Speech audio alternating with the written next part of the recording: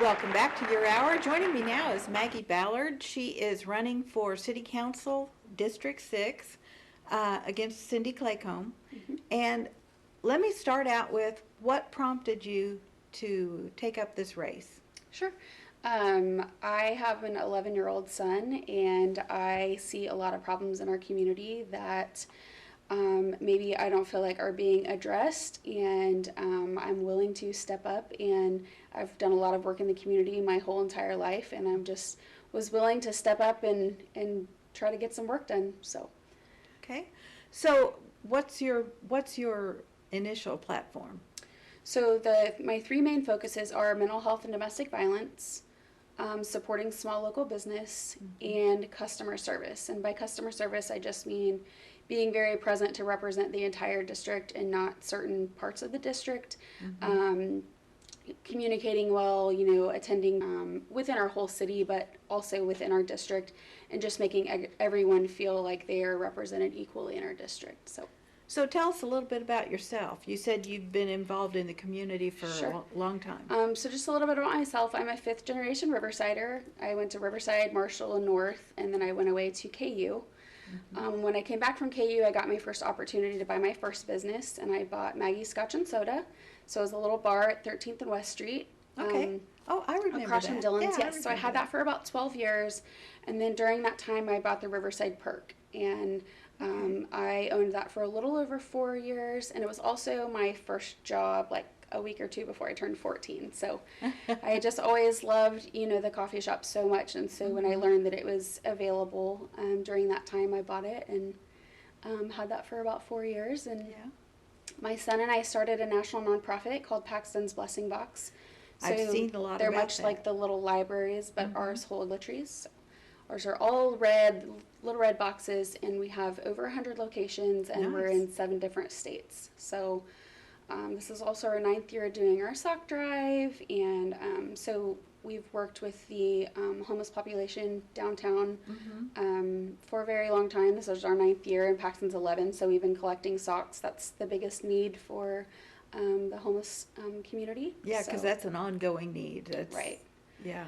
And we've seen them, double up. We've seen them make gloves or mittens out of them. We've seen them make head wraps, cover their arms. I mean, like, you name it, we can pretty much get it handled with a pair of socks. So it's just something really small. We'd love to buy a coat for everybody, but that's, you Yeah. can't do that. So socks was something that seemed really simple that was much needed, that a lot of people would be able to participate, buying a package of socks with 10, it's helping 10 people. So we pass them out monthly. We share them with like Union Rescue Mission, Humankind, just different programs within the city, so that we make sure that they all stay local. So we've been doing that, and I've had my own businesses before, and I know how important small local business, how difficult they can be, and how they need tons of support. And mostly I just want everyone to feel like they're represented. I think maybe citywide, and certainly in our district, when I've been out knocking doors, a lot of people don't feel like they've been represented or heard, or so I just think that's really important, to make sure that everyone feels like they have a voice. Well, and of course, in order to make that voice heard, they really need to vote. Yes, absolutely. That is a struggle.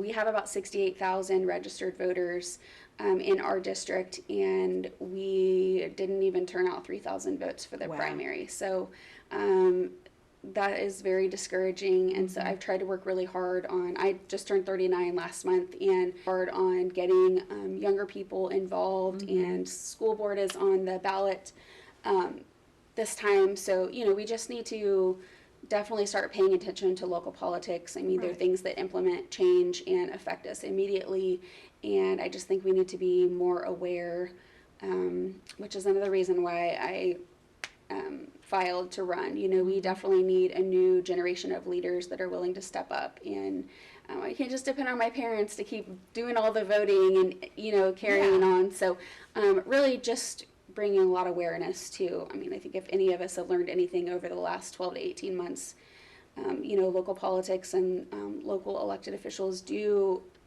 make a difference whether you agree with Yeah. it or not, with the masks and vaccines and all of that stuff.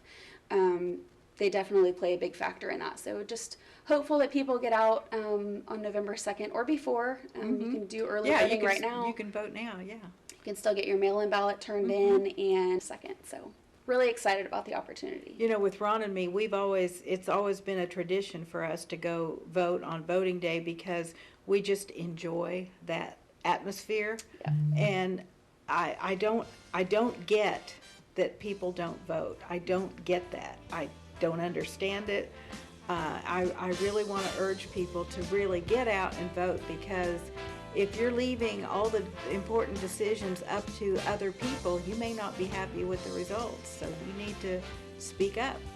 Absolutely. Yes. Well, thank you so much. Maggie, thanks for joining us today. And good luck.